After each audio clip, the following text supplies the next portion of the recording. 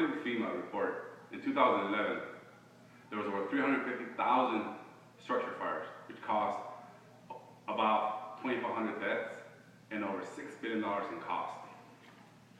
Firefighting is clearly necessary, and people know very little about it. Firefighting can be a great career as long as people have a clear understanding of the equipment and the drawbacks of firefighting.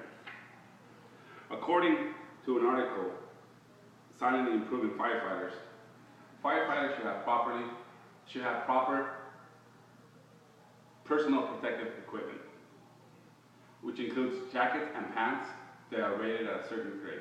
They need to be rated at 1500 degrees for 35 minutes. They need to be made out of Nomex, which is rated at 1500 degrees, 3 minutes. They need to have thermal insulation. They also need to absorb the body perspiration and disperse body heat. The hats and the boots also have to be rated at 1500 degrees, 3 to 5 minutes. The boots should be knee high or close to knee high. In addition, the gloves that they carry should be high grade leather. Should also have a breathing apparatus, which is a filtered air in a tank that is accompanied by a mask, a face mask. And according to buildings, a firefighter should be able to use an axe and a sledgehammer to go in and out of burning structures. They should also be able to use a gas-powered K-12 circular saw and circular saws and chainsaws.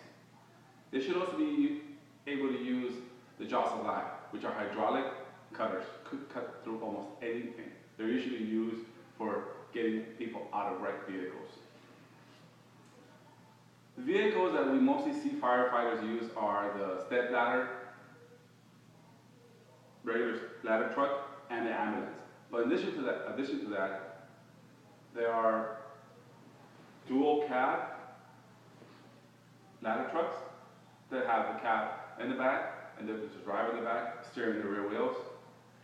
Those are usually used for large cities and have up to 110 feet of ladder.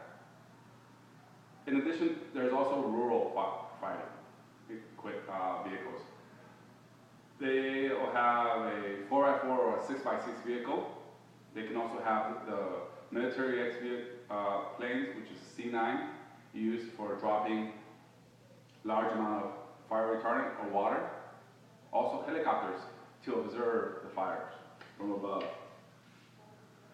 According to career books, there's a lot of careers and jobs being offered in the United States. They go from firefighting, fire engine operator, lieutenant, captain, battalion captain, assistant chiefs, and also EMTs and paramedics, which can be cross-trained firefighters, or some fire departments will subcontract EMTs and paramedics. Also, there's fire prevention jobs out there, careers. Prevention officers, usually those are the ones who go out and teach schools and people how to prevent fires. Those are usually assistant fire chiefs.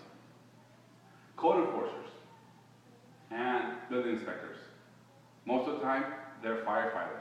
But in some places, they're qualified people who study building inspections and code enforcing. They don't have to be firefighters, but most of the time that'll help. There are some drawbacks in firefighting.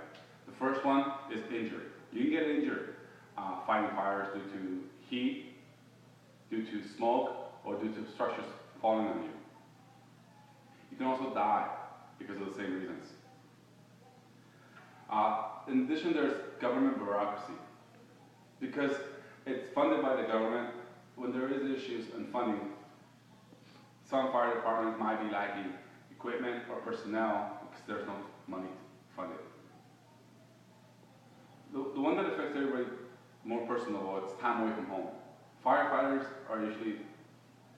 shifts are usually done in 24-hour cycles and work 24-hour shifts. So a firefighter can go work 3 days without being home for three days, for 72 hours.